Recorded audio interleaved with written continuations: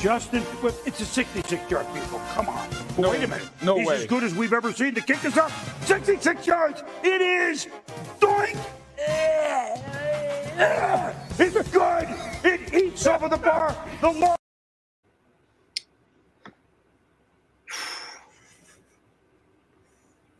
I welcome in. Music? We got some music? I thought we were just going to take a moment of silence to just say, wow, what a way to end the game. But I think that's most appropriate. I think the moment of silence is also appropriate. But welcome into the fifth chapter on a beautiful Tuesday night. Dennis Fithian here, Brian Jelnick, and Pete Finelli down the bottom screen. And I'm still in shock, Dennis. I don't know about you, man.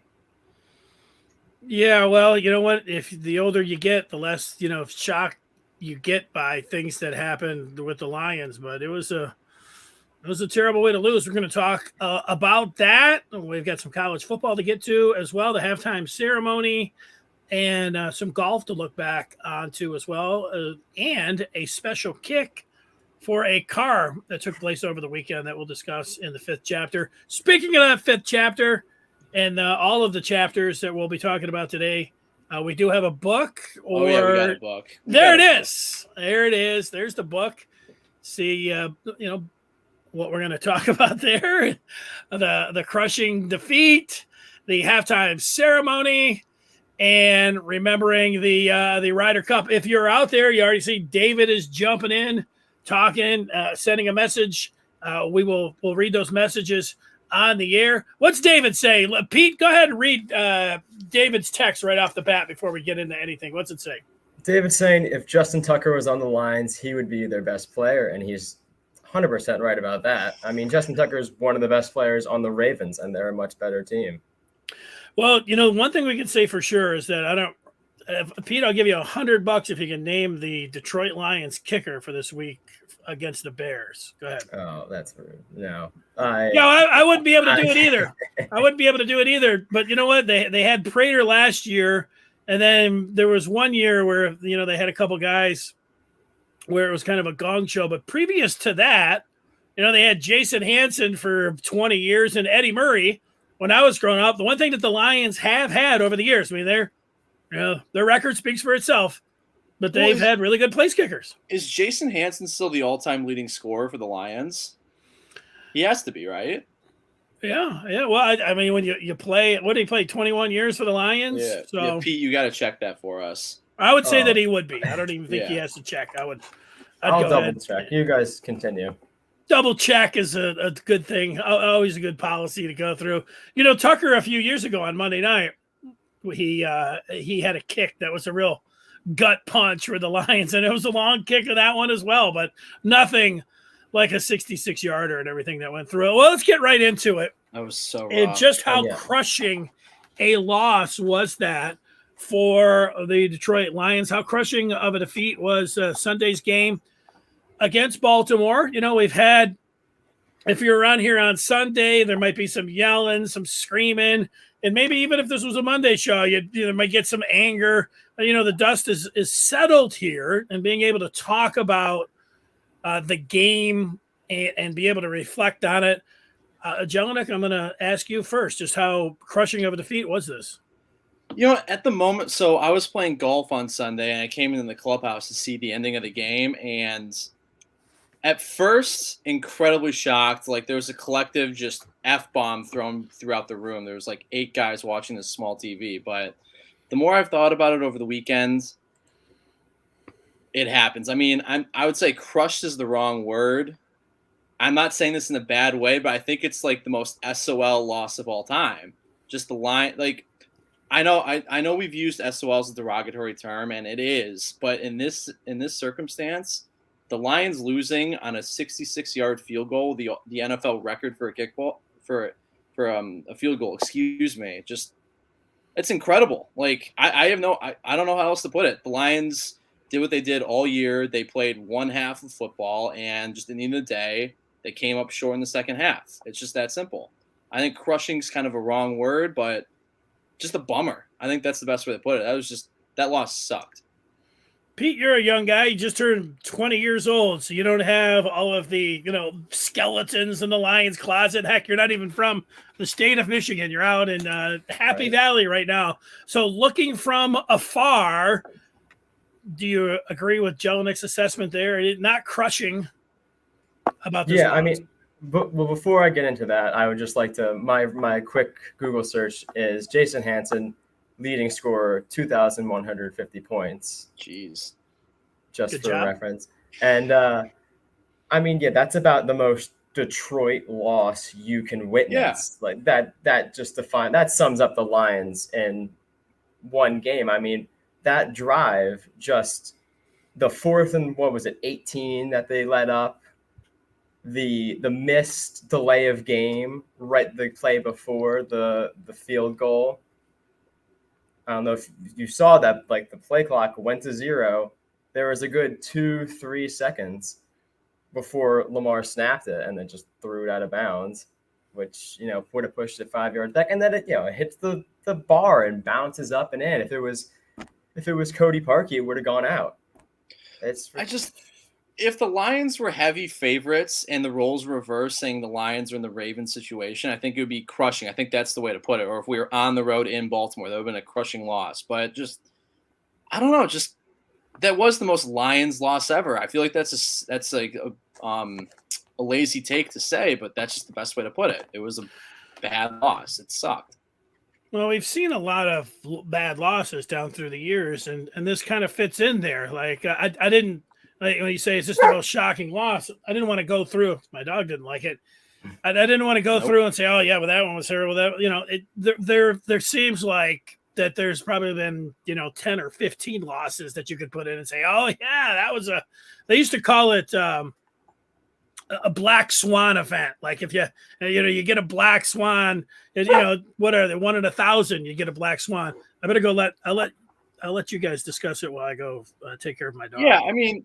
Saying a black swan is kind of a good way to put it, but we're so used to that now. And someone in the chat, M. Akbar T, if I can get this up here, if it's even going up, he's just saying the Lions lost in a typical fashion, bizarrely. Like, that is a typical Lions loss in every way, shape, and form. And as I said when we opened the show, the Lions have played one half of football each game, whether it was the second half in the San Francisco game, the first half in the Green Bay game. They played good football in the second half.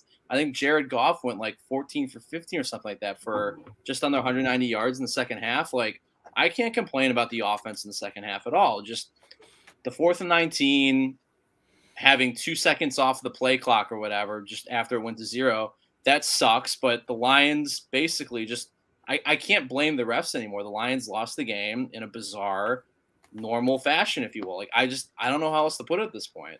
It was just, it was whack. If it were any other team in the league, this would be much bigger of a talk, and it would be, all over the place. But it's Detroit, so it's all right. Yeah, sure, I can see that happening. You say that, but now I think people are getting to more of a thing where they say the national media is kind of picking up, saying, "Wow, you know what? The Lions are like losing in bed." You froze up there for a second. I'll just jump right in. When I think about time the officials, coming up the clock or losing it down, everything like that. Like, I think people are starting to pick up a little bit. And an interesting point I heard on the radio was that eventually, when the Lions make an NFC Championship game or a Super Bowl, they're gonna ESPN or Fox is gonna have like Tom Rinaldi or someone do a piece saying, "These are all the times the Lions have been screwed, and look where they are now." Just it's a normal in Detroit just to get screwed by the refs or screwed on a 66-yard field goal. Like, it's bizarre. Well, there's a point to some of that. I just go back. You can go recent history. You can go a long time back and start pulling all kinds of referee situations out. But I can remember when there was the opener. I think it was in Stafford's second year when it was in the process. Calvin caught the touchdown against the Bears, and the Lions were going to win the game. And then they went to the review, and it was like, oh my God, the Lions got screwed. That was a catch. Well, that was a very controversial rule that was put in, and it was the first game of the year. And of course, it was the Lions that it happened to. We know now, if you go back and look at that, it's like, you know what? Actually, he didn't complete the process, but we didn't know anything about it. It totally seemed like the Lions got job there. Just a couple of years ago when Golden Tate, when you're down there at the 1 yard line, you know that you can't throw the ball short and have it go to replay because then there'll be a runoff. You got to throw the ball into the end zone there. And so that was also one where it seemed like the Lions got screwed because of, a ticky-tack rule and everything else. But so those are like the mechanics of rules where you come down and you're just like, oh, it had to be the Lions. I get that one. This was just a complete a whiff by the refs. It reminded me of the Cowboys 2014 playoff game where the Lions went down there and the whole thing, the whole year long was about face guarding, and they were throwing flag after flag in the preseason.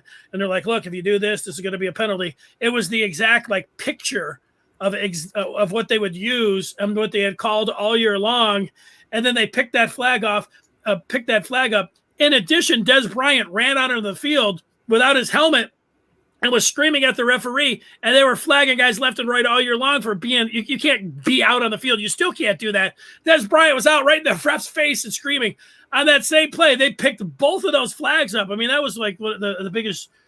And again, the Lions had opportunities to overcome that, just like they had an opportunity, the play before that Pete mentioned with the 4th and 19. Like, you could say, well, they shouldn't have called a timeout. Yeah, you could call a timeout. You got to be able to stop a team when it's 4th and 19. Right? Like, if they would have just gone out there and they said Lamar Jackson was gassed and he would have ended up making that because it was a blown coverage and ended up being one of the corners over there, we could have gone back and saying, hey, how about you use one of those timeouts? You don't get to keep them. Set your guys up. You've got them pinned back. It's one play to win a game. And so that one cuts both ways. I see on that. I would go back to the field goal where the Lions ran the ball into the line when they were way down there in the red zone. You could say, hey, you stick that ball into the end zone. You're getting to a point in the NFL where if you leave a team with anywhere close to a minute left, and what was there, about 50 seconds, quarterbacks could go right down the field. We saw it with Aaron Rodgers, zip right down. We were worried about it with Patrick Mahomes, and so the Chargers and how they were scoring. You can't rely. It used to be you'd say, hey, you can rely on your defense to get one stop. If that's your calling card. But in the NFL now, man, it's about scoring. Yeah. So there's a lot of things that you could point to. I'll point to this. And we went into the season. We talked about it all off season. Like, the Lions gave Dan Campbell an extra year. They knew this was going to be a long view. We weren't expecting this team to be good. And they used retool. We talked about rebuild. We saw what the Pistons. We know what the Tigers have been doing. And we know what the Red Wings are doing. So we thought it was like, okay, hey, it's a rebuild. And I saw a lot of people saying that. Stop getting so angry. Stop. But the thing with football is that it's you only have 16, 17 now games. And you're so programmed that every game is like this just titanic event. That means everything that needs to be dissected. Like in baseball, you're losing. You don't watch and only the diehards stayed with the Wings and Pistons for the most part. You're like checking out and saying, I'll just wait to the draft. And, we'll just wait till they get exciting. You don't do that with football. Even when the Lions completely suck, the stadium is still packed. People are still totally riveted about what's going on in the game. I didn't bargain on that. I didn't think about that, saying, hey, let's be patient. It's a rebuild and everything else. People are so used to just being like so upset at the Fords and everything that has to do with the Lions and a loss, and then it looked and smelled and felt like an SOL thing. So everybody was like, we're just used to this. This was absurd. And yet they have pretty much a new owner. They, of course, have a new GM and a coach and a new quarterback. All of the top 4 or 5 things that you would say with a new franchise where things can be different, they're all new. And yet here we were back to the same old stuff where it's like, oh, this is the same old Lions, man. It's just a cycle that one day we're hoping that it's going to stop. And yet it didn't seem like it on Sunday. It seemed like just a continuation of things. You can't say wholeheartedly that Shelia Ford Hamp is a new owner. It's the same ownership. It's the same people, same decisions, all that. I think it's in the family. I think that's a bad way to put it. I mean, you can say that you have a shiny new quarterback, even though Jared Goff isn't really shiny. You have Dan Campbell. You have, I'm totally blanking on the GM's name, the dude from LA. Brad Holmes, thank you. You can't say Shelia Ford Hamp is a new owner. I mean, she's been running the show for a few years now, even with Marth Vader before her. It's just, I can't take that. I just can't get behind you saying like new owner and all that. I mean, it just sucks that it's still SOL at the end of the day, and I hate using that take. Yeah, I think you have a little bit of a point. I mean, her last name is Ford, still her maiden name is Ford. Like, she should drop that. That would have been. I gave her that advice the day that she took over the team. I said, hey, drop the Ford. Just go with Shelia Hamp. And, maybe that's a phenomenal idea. Yeah, she didn't do that. And, you have a point about, the continuation with ownership. Pete, do you want to read some of the feedback and put it up there, or did you have something else you wanted to go to? We can get to the feedback in a minute. I was just thinking, like, if that kick had bounced off the post and had gone the other way, and the Ravens lost the game, and the Lions somehow pulled that off, I'm trying to think of how, differently everything would have been. We would have reacted, how differently this show would have gone today. It's like, oh, Detroit, the team that we thought was, that they told us were going to be terrible, came out and just beat Baltimore, who has one of the most dynamic quarterbacks in the league. They've been one of the top competitors in recent years. And it's just, I'm just amazed sitting here thinking, like, a couple of plays that could have gone either way is the difference between that and, Yeah, I agree. I think if you put it that way, saying that's if the Lions do pull out a win on Sunday, that's a terrible loss on the Ravens part. I mean, we were gifted by like 2 or 3 drops by Hollywood Brown. Like, yeah, he was terrible. We were almost gifted a win on Sunday, and just, I guess I can say it's just a solid fight by the Lions at this point, but it just wasn't enough. I think we lost Fifth. I'm not sure what's going on, but yeah, at the end of the day, it's my dog. I'll be right back. I'll be right there. He's at the door. Okay, all right. So yeah, I mean, that's the best way to put it, Pete. If that ball bounces into the end zone instead of through the uprights, absolutely, it's a totally different argument. It's just a terrible loss on the Ravens' part. But I mean, there's a comment here from Mercedes saying, I thought the Ravens would win the game, but I said to my friends and family in the last seconds of the game that not even the Lions can lose this game, and they proved me wrong. It was funny as hell. That's the best way to put it. That is the best way to talk about the game, because when they were lining up for the field goal, I was just thinking in my head, there is no effing way this is going to happen. And then as soon as Tucker kicks it, you see linemen going like this, and you're just like, oh, for the love of God, like, it's actually going in. You got that video from the field that I do from the sidelines. A different view. Maybe people have not seen this one. Let's put that one up real quick. Unfortunately, it was one of those that things got in as I was watching it there. It did kind of feel like slow motion, like I'm like 66 yards, like, and then I'm looking at it like, I can't believe they didn't call the delay of game, and it kind of felt like, if it's going to be one guy, like all of a sudden all these things are running through, you got all these things bombarded. Like, if there's one guy that's going to do it, it could be this guy. And it's like, boy, this would be really SOL. And then you just see it, and it's like, whoa. One thing about kicks, and it's an NFL record, and the record had stood. I know Prater and then somebody in Denver had kicked one, but then you go back to Dempsey in the 63-yarder.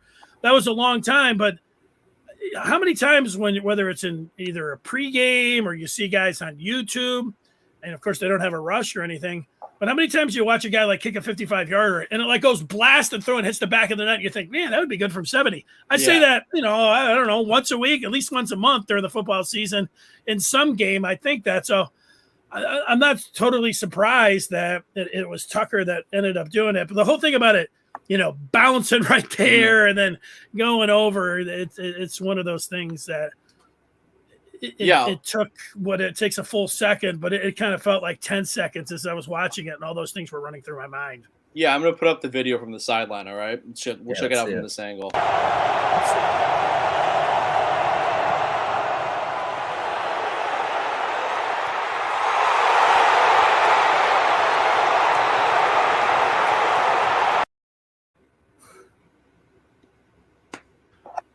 That's just I think we do need just a moment of silence for that loss. It was an incredible way to lose a game. And someone in our comments too, I gotta find it. It's from our guy Rasidi again, saying something about the Ravens or something about Lamar Jackson not being a good thrower. I gotta disagree with that too. I'm on his side, saying that I think at the end of the day, Lamar Jackson is a truly dynamic quarterback where he can easily run, he can easily throw the ball.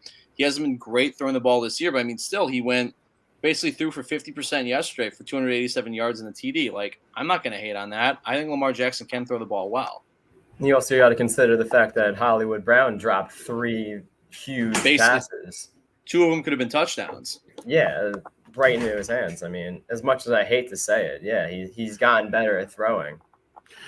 Well, one thing that he can do is he can really air it out. I mean, like, you want to talk about some of the intermediate throws or, some of the 10, 15-year outs or some of the touch throws. Maybe that's not his best throw, but he throws the ball deep as well as anybody, and, he's got the arm strength. And so, from that standpoint, I mean, he's an elite QB. I mean, he won the MVP a couple of years ago. Sure. And there's nobody that can run the ball, like he can. So that combination has them. What did they go 14-2? Just a couple of years ago, I thought I picked them to go to the Super Bowl. I mean, and plus teams weren't familiar with just how to defense that. I mean, they're running the ball. It's all they're doing is just pounding you, coming in, pounding ground. Other teams ground and pound are looking to go to an aerial attack. You thought maybe that was going to be their ticket. Of course, it didn't work. They ran into Derrick Henry and they lost. And yep. But I still think they have a window there. Not this year. You mentioned what if it would have just bounced off. Like, they had a miserable loss to the Raiders on Monday night. Yeah. I mean, that was a crazy game, the way they lost that game.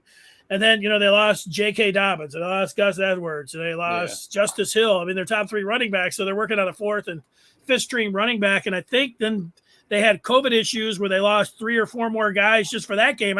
Were they 7 of their starting defensive players heading into the season, and we're sitting over there in week 3, we're not in the lineup, that line dropped.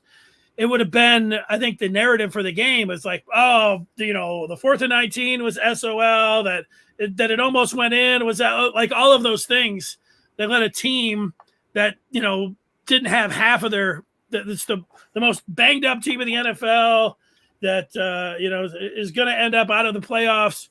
It came down to that, but and then in the end, it's not something that I even want to say or you want to hear or anything else. It's probably good for the Lions that they ended up losing. Now, they do need to get the monkey off their back because they do, absolutely. The Bengals game looks tougher. I don't think they're going to beat the Bears as bad as Fields played against Cleveland. It's not like the Lions defense is going to sack them 9 times. So, that's a tough game going into Minnesota. Like, I don't think they're going to win that one. And then Cincinnati looks a little bit more difficult. So all of a sudden you're like, woo. And as we talked about, the more you stack up these losses, the more you start talking about 0-17. But, Goff is not – if Goff got hurt, I think it would be – I think the 0-17 talk would be alive. But as long as Goff, and it's not like he's, Tom Brady or Matt Stafford, but as long as he's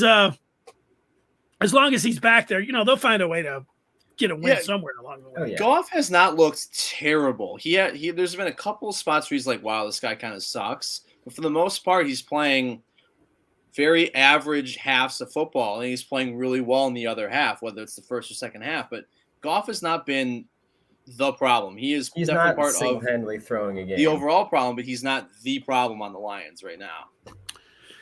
Yeah, the problem for the Lions is that they don't have any wide receivers, so they're gonna have a hard time pushing the ball down the field to make plays. Like, his yards, like, I get it. It's like, which one is it, the chicken or the egg? Like, Goff is not great at standing in the pocket and heaving the ball down the field. The Lions have the worst wide receiving core in the NFL, so if that combination there of no real playmakers, you double Hawkinson and how many times can you just like say, oh, let's get the ball to Khalif Raymond 20 yards down the field? No, exactly. Like, who?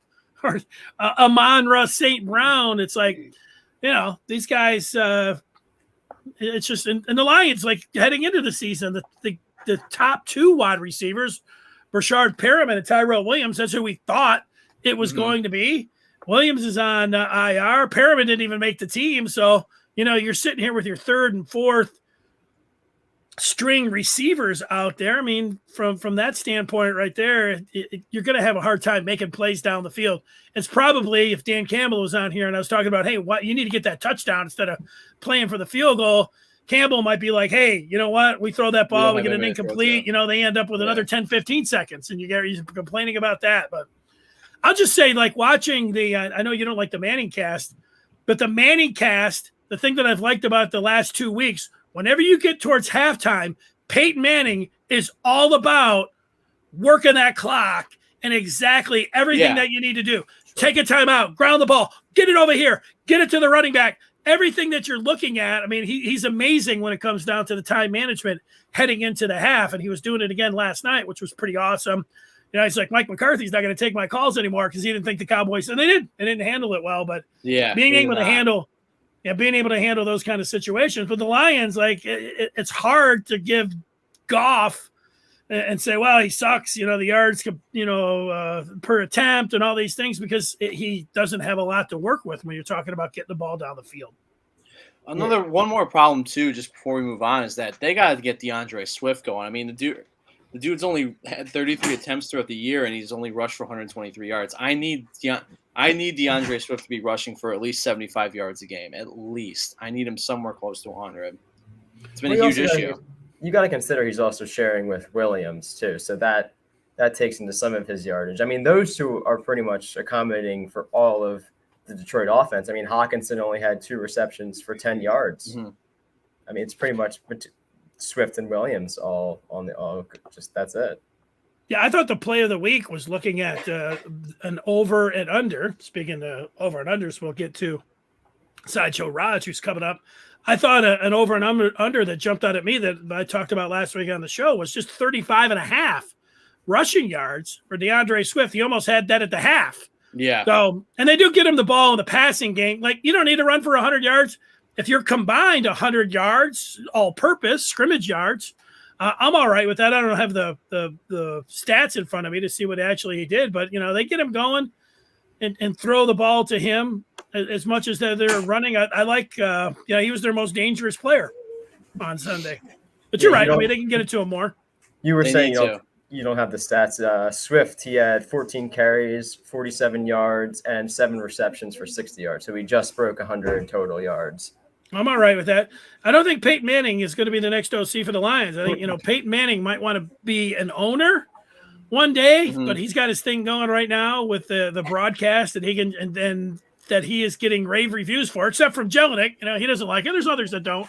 Well, yeah, I actually really want to jump in on that real quick, briefly, because I got to watch a little bit of it for the first time this Monday's game. I only watched like 20 minutes or so, but I gotta say, I'm kind of with Brian. Like, it's too much having them go on about their own thing and having their guests, and then have the game separately. I love the chemistry between them. I love listening to them talk, but I think if you're gonna do something with those two, they got to have like their own separate show that's not during an actual game.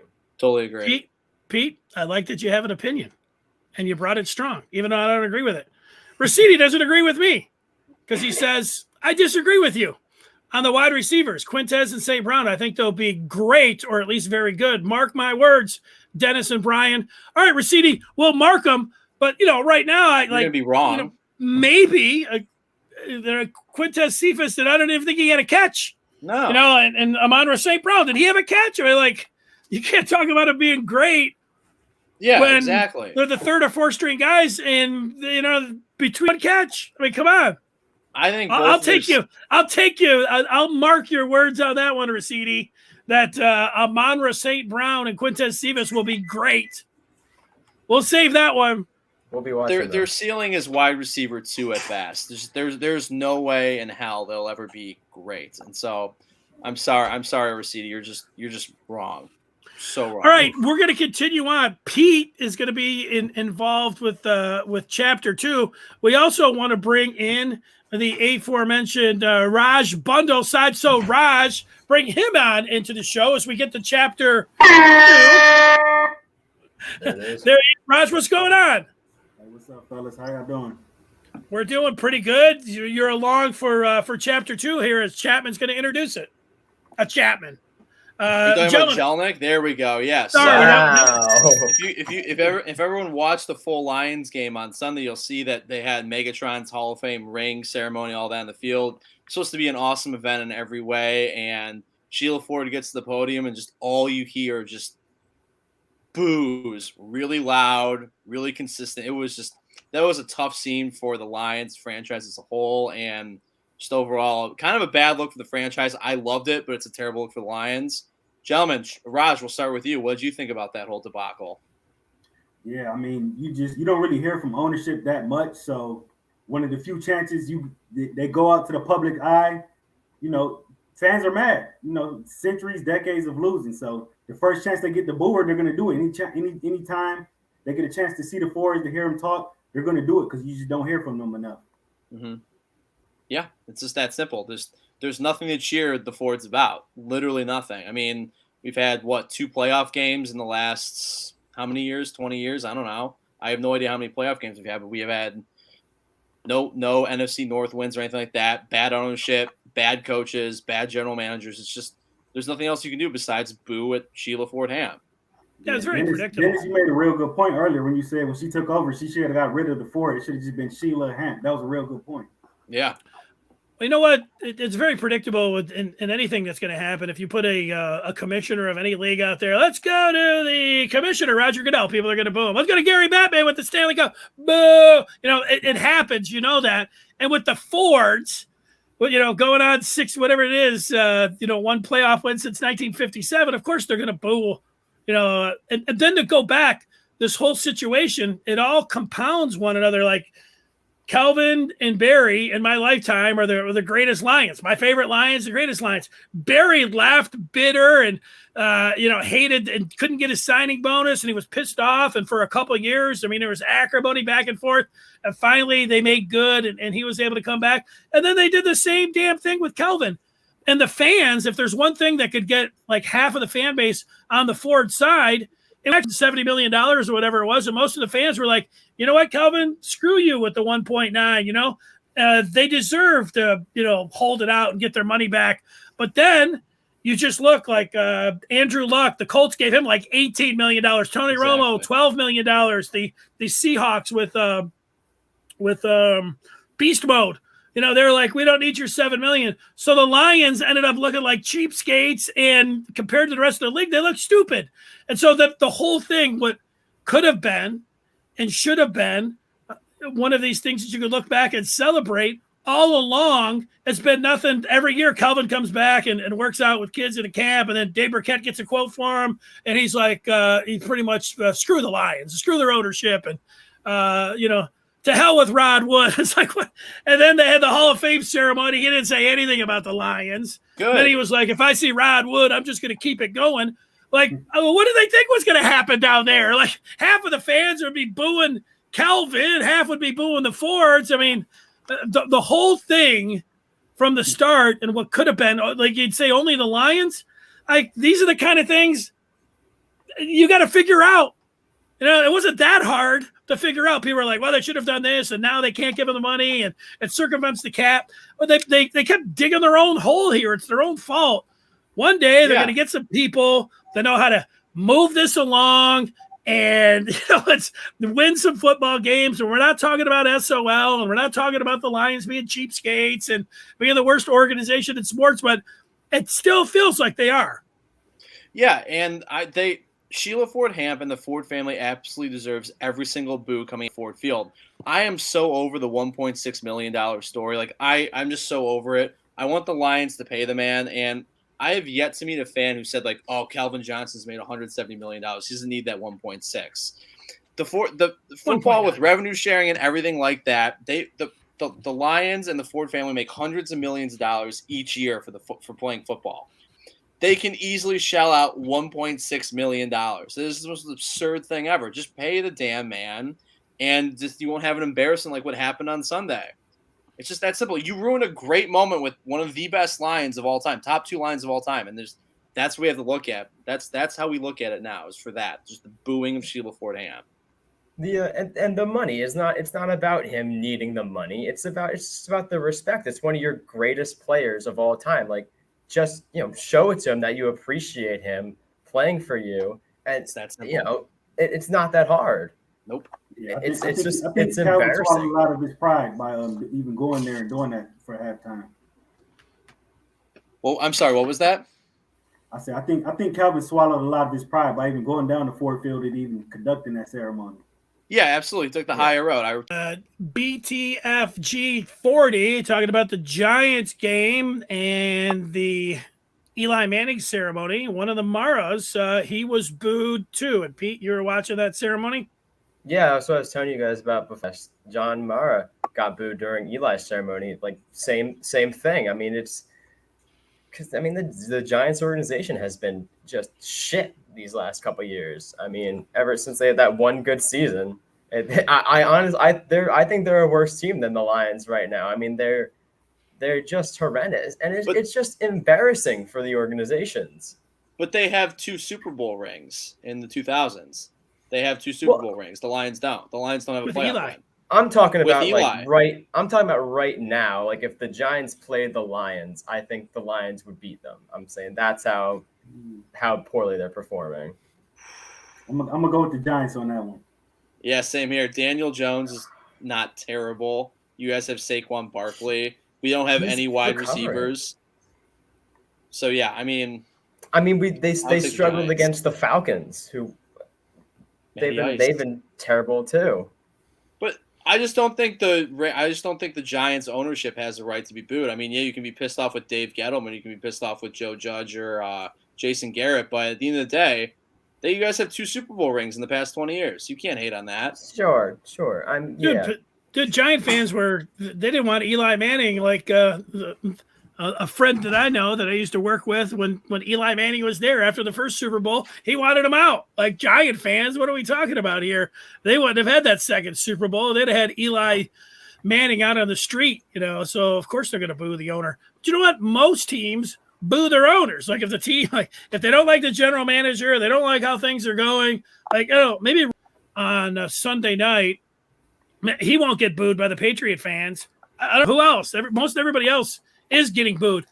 Let's, speaking of Robert Kraft and the Patriots, we do have Tom Brady going back to New England. And just as an aside, Raj, what do you think happens there? They're going to have some kind of pregame ceremony there for Brady. Do you think that the fans are going to be a little smattering of boos, wild cheers?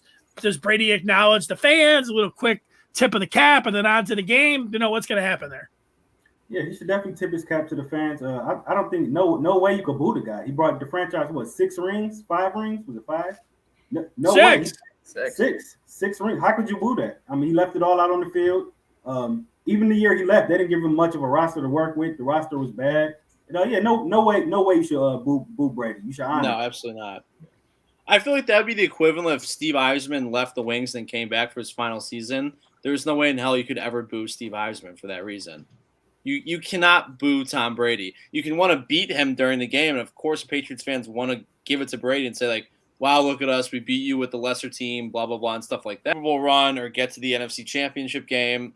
I will throw my hand up and say, my bad, I was wrong about Stafford. He just needed to be out of here. But I am not going to drink the Stafford and LA Kool-Aid anytime soon. Well, I think you should at least, dip your index finger in there and put it on your tongue because he's my fantasy football quarterback. So he got me the win on Sunday, so I was happy about that. You got to at least put a straw in the cup.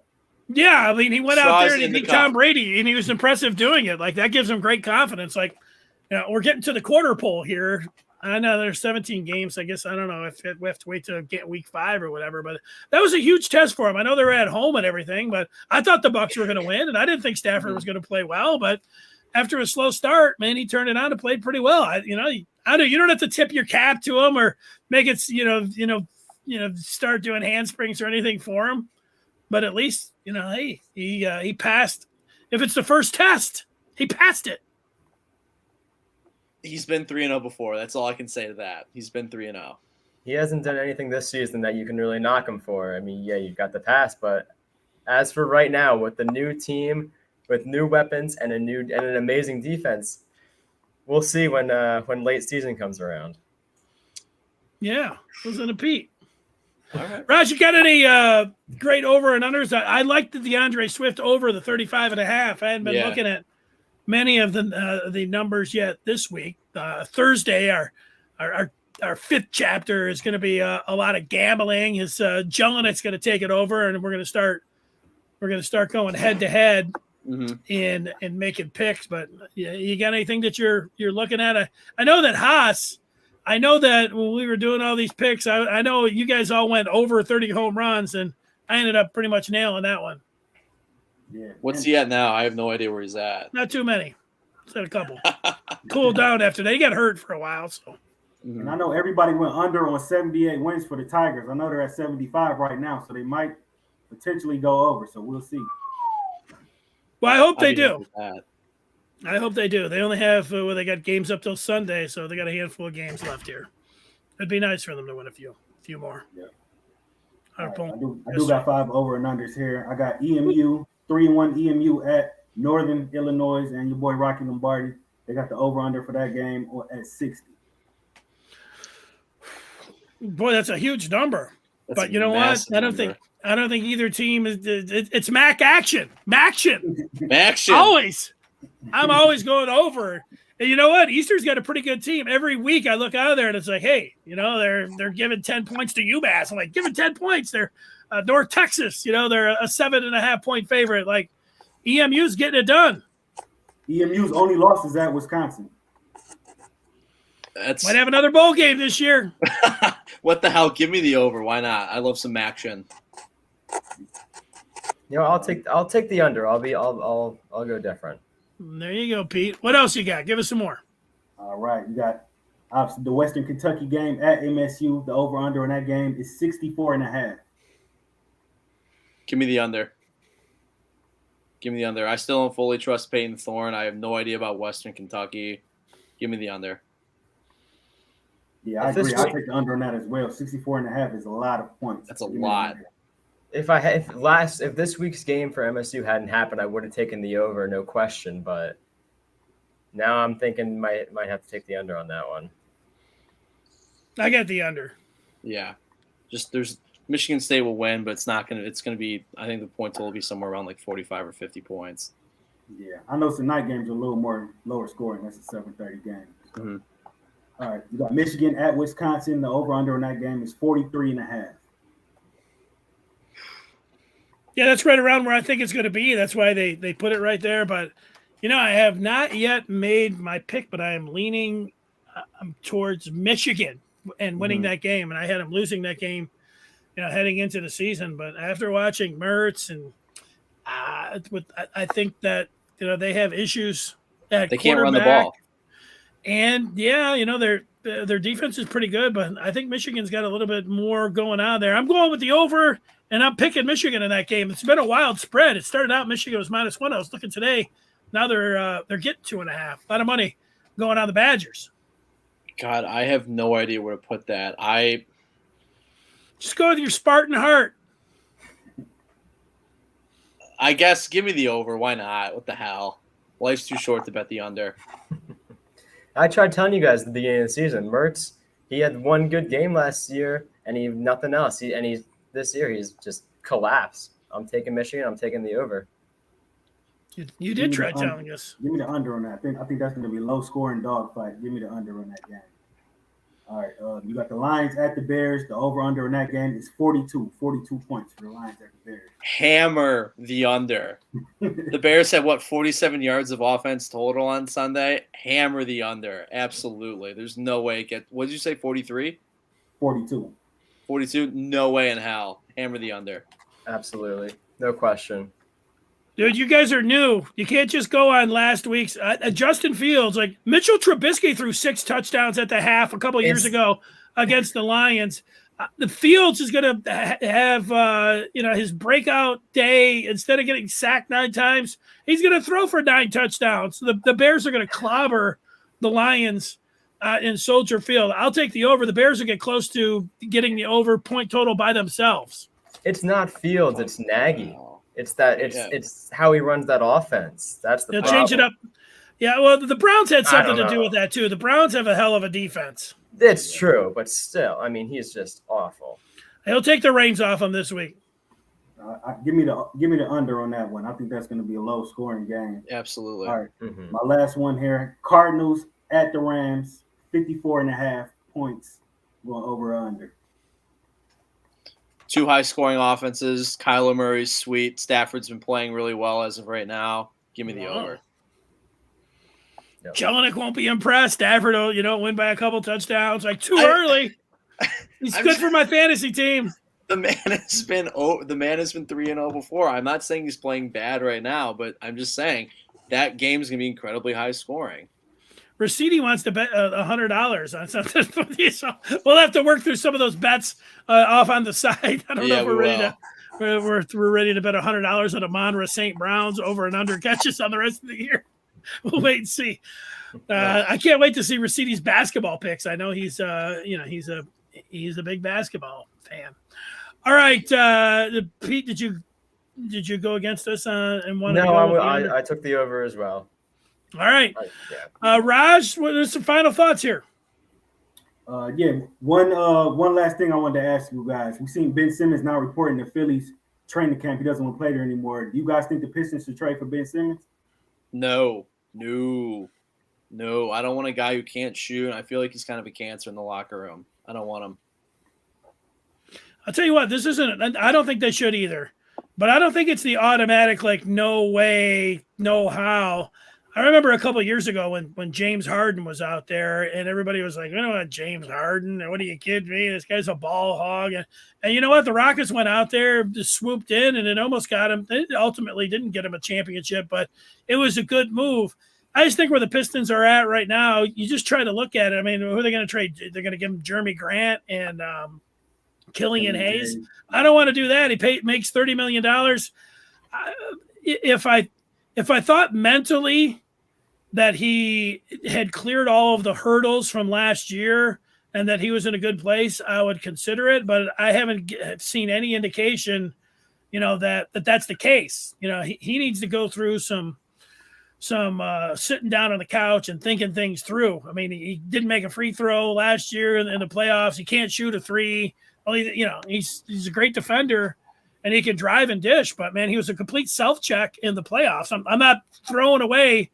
I've got I've got Cade Cunningham starting everything out. I'm not throwing all this away, this rebuild that's ready to go to take a gamble on him.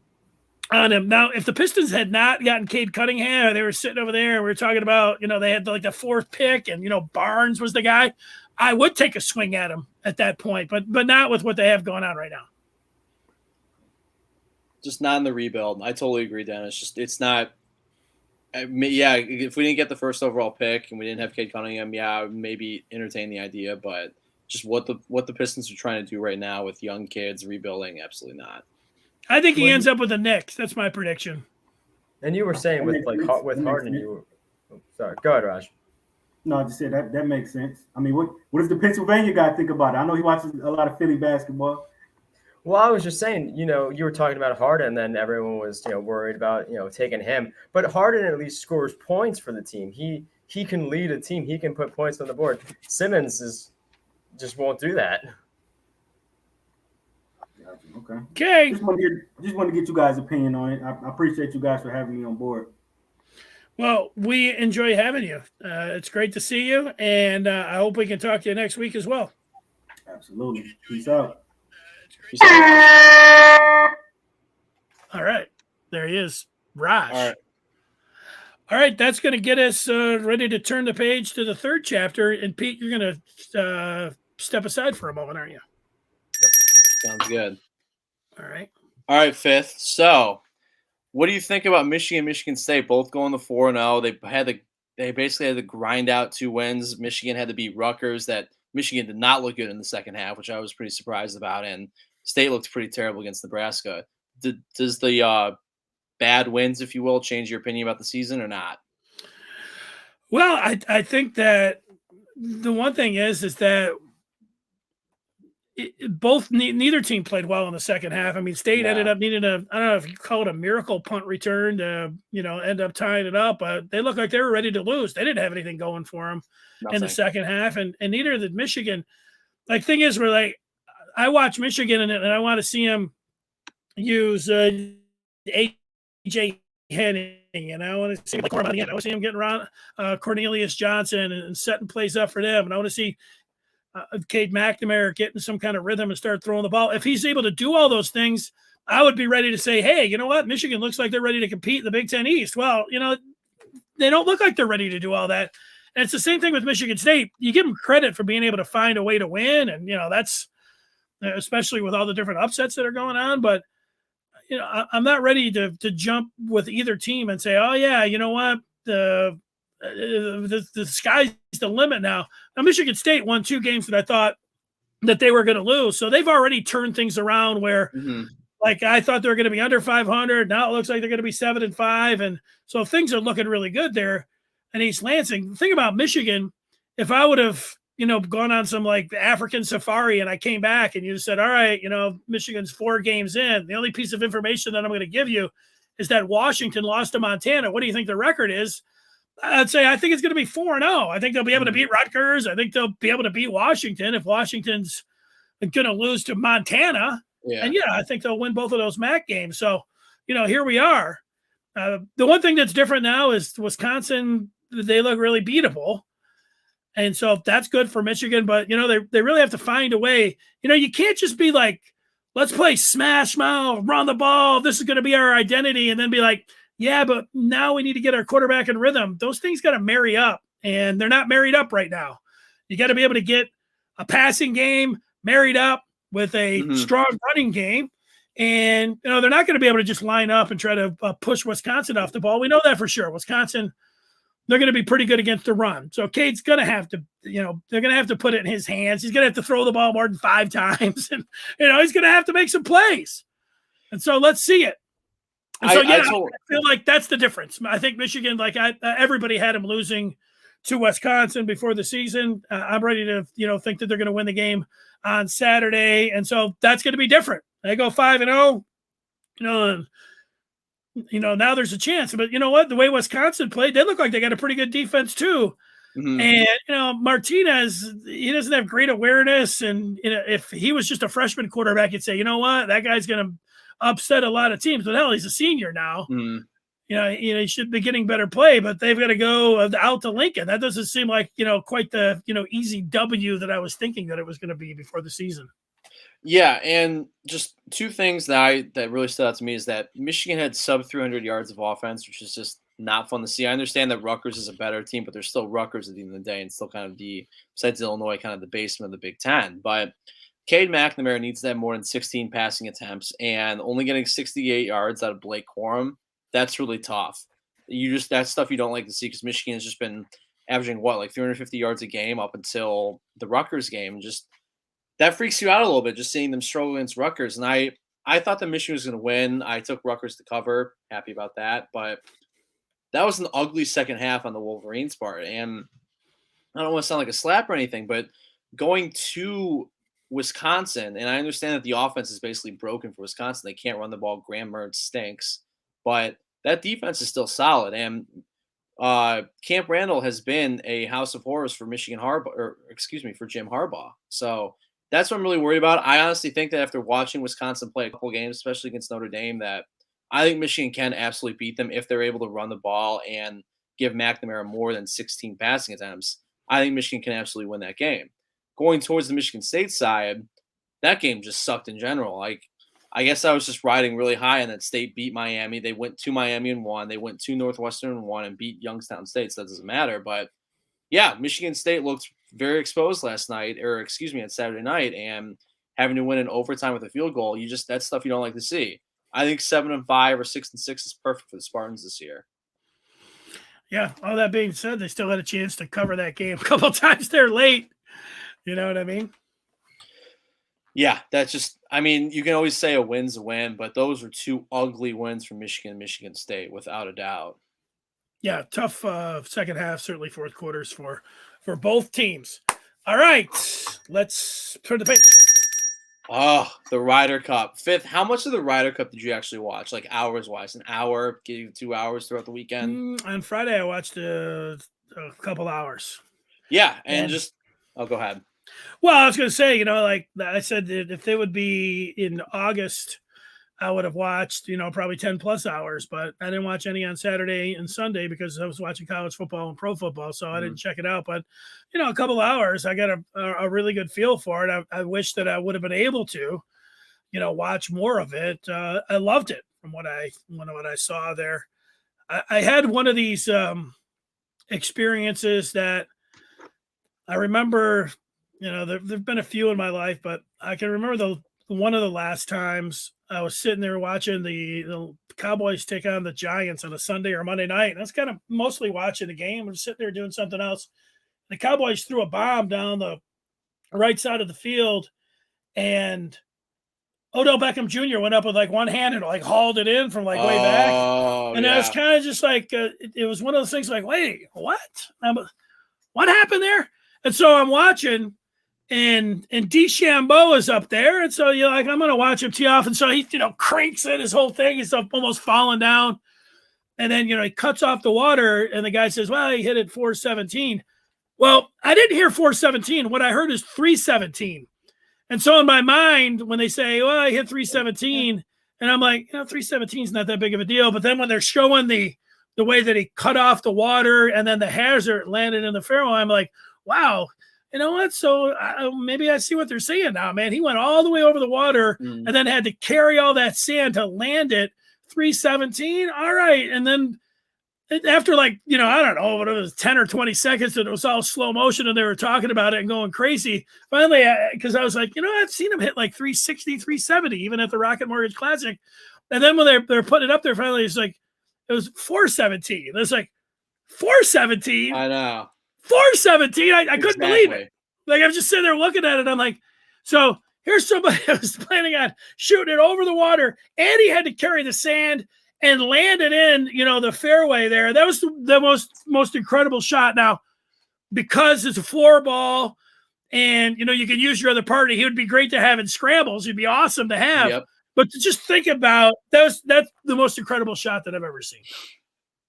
That was absolutely one of the most incredible shots I've ever seen, hitting the ball 417 yards. I think he carried it like 380 or 390 or something. It's something absolutely ridiculous. But overall, I just hope that if any of our listeners or watchers, viewers, whatever you want to say, watch the Ryder Cup, even if they're not golf fans, it's something you have to watch every other year at this point. It's truly an epic event in every way, shape, and form. I mean, the U.S. had what? 1, 2, 3, 4, 5, 6 rookies go out there, and the rookies just dominate. I mean, on the last day playing single just match play, Scotty Scheffler just destroyed the world #1 in Jon Rahm. It's just truly incredible what you can see in these tournaments. And you have guys tearing up on the European side, like Rory McIlroy gave this epic interview saying how he looks forward to it every 2 years. It's super emotional losing for the Euros, because the Euros have dominated on U.S. soil too.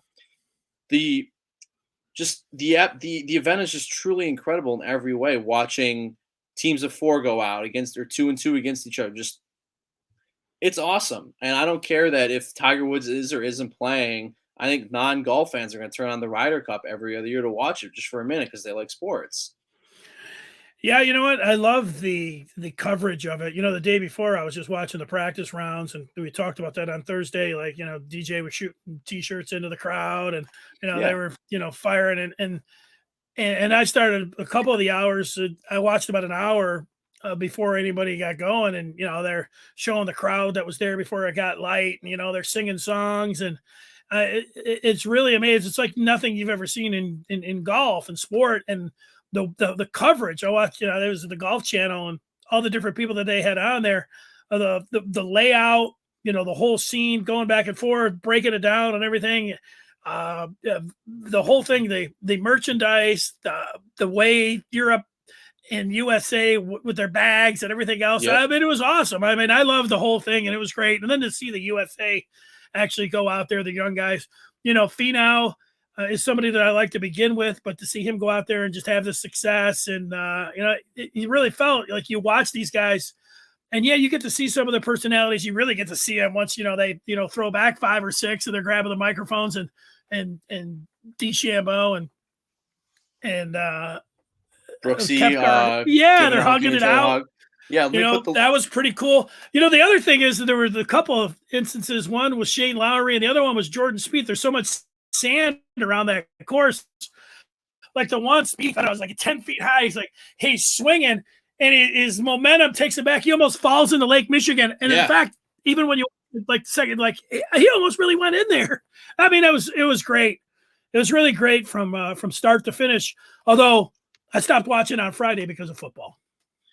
No, that's totally understandable. I get it. I tried to balance as much as I could throughout the weekend, but one of the biggest takeaways I had is Patrick Kentley is now one of my favorite players on tour. I mean, the dude won over $20 million in prize money throughout the regular tour season this year. Did not show a shred of emotion throughout any of those tournaments. Did nothing, and then he's playing for the Ryder Cup, and you see him like fist bumping and screaming in the crowd. Like, that's what's epic about the event. People don't understand that golf can get rowdy and awesome in one specific way. And seeing Patty Ice, one of the calmest guys on tour, plays with zero emotion, get fired up like that in Wisconsin, on Lake Michigan, at Whistling Straits.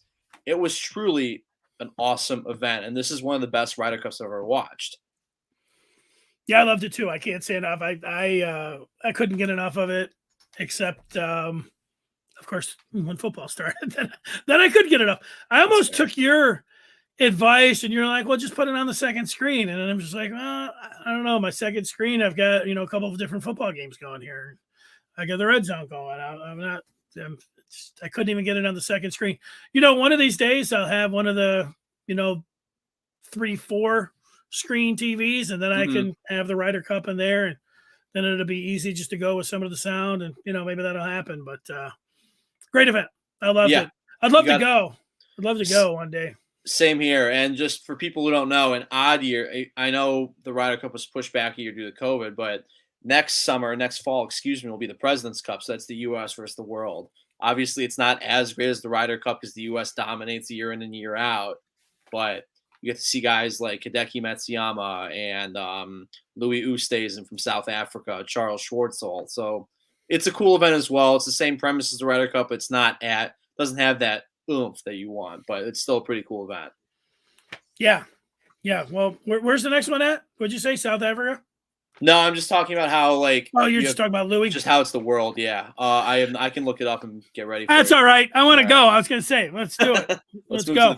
Yeah. All right. I don't know if we're going to end the fifth chapter, have this video or not. Are we going to be able to, because we had some issues with playing it, but if we do have it. I got the video. Let's put it up. This happened at the Michigan State game on Saturday.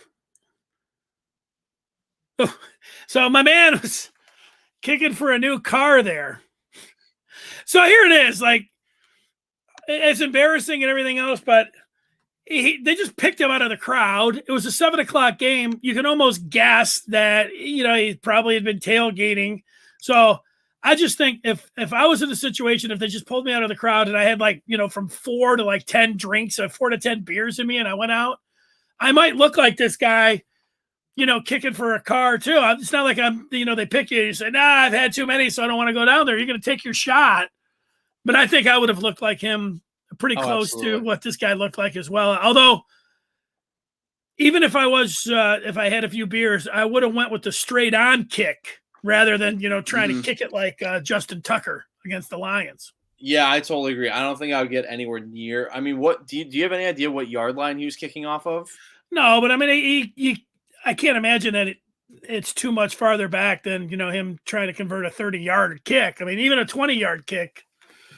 Yeah, I'm not sure. I would say it would be like a 25-yarder, would be my guess. Regardless, I think I could A, stand up the whole time. I wouldn't fall over. And B, I think I could get it maybe 5-10 yards off or away from the spot. But when it comes to stuff like that, with the pressure like that, like kicking a field goal or playing those Dr. Pepper throws, I could do the Dr. Pepper one, throwing the footballs in. I could do that one pretty well, but kicking the field goal, absolutely not. It's been a long time. Like I've with my son, I probably, punted a little bit, back and forth over the years. I'm just trying to going out, actually kicking a field goal. It's been, 10, 20 years that I would think but I can remember actually doing it and taking your first crack at it. You run up like that guy. I didn't fall down, but my kick about went like that, went skidding off to the side. But, after you do it 4 or 5 times, I think I finally did make one, just extra point. If they gave me and said, hey, tomorrow you got to make a 20-yarder for, a new car, I wouldn't go out there and drain 10 beers or something. And, I would go out and spend a couple hours kicking tonight and tomorrow. And, I might have a 30, 40% chance at making it, but I think I would have ended up looking like that guy. I think I have a 20, 25% chance of making it. I just don't see myself getting remotely close to that. But I would not fall over. I can say that. Whether I'm 0 beers deep or 10 beers deep, I would not fall over. What if you had to at a par 3? They shrunk down the green, circled it in, and from 100 yards, you had to put it within 10 feet, in a radius, and you'd win a new car. What kind of chance you think you'd have of doing that? If it was between 125 and 150 yards, no problem, because that's a really strong part of my game. But 100 yards, my 54-degree wedge, I'm not loving those odds. I would get on the green, but I do not think I would get in the 10 feet. I think you'd have to give me at least 5 shots to get there. 5 golf shots, not booze shots. Yeah. Yeah, I feel good anywhere from about 150 in, but every other part of the game, I don't feel good. Doing anything. Totally agree. Just taking a wedge or 8 or 9 iron, I don't know about, throw it within 10 feet. I don't know about that. I feel pretty good about, swinging, and that's the strongest part of my game. Basically, the moral of the story with this guy kicking is we would do a better job. Whether it would go in the uprights or not, we would do a better job than our boy in East Lansing. Yeah, well, it's hard to do a word. I mean, I guess I could have missed it. That would be the worst. That would be bad. But that was pretty bad. But I think that all things considered, I would probably look a lot like him. Mm-hmm. Not falling, though. You would not fall. I would try not to. Yeah. All right. Well, we want to thank Pete Finelli. Let's see, what would Pete do if he went out there? Pete, let's just throw him up there. Pete, you're a you get at the next Penn State home game, they're going to pull you down from the student section and say you win a new car, and you got to kick a 25-yard field goal. You looking like that guy, or do you think you got a shot? I think I have the leg to do it. I've played soccer for a while. I think I have the power. I don't know in that situation if I'm going to be able to just out of nowhere go down and hit that. I don't think so. Maybe like 25% chance that I hit it. Better than us. I think I could. Yeah, exactly. I think I could. Yeah, you could. If we gave you 10 opportunities, I think you could drain at least one. Yeah, I'd say so. Yeah.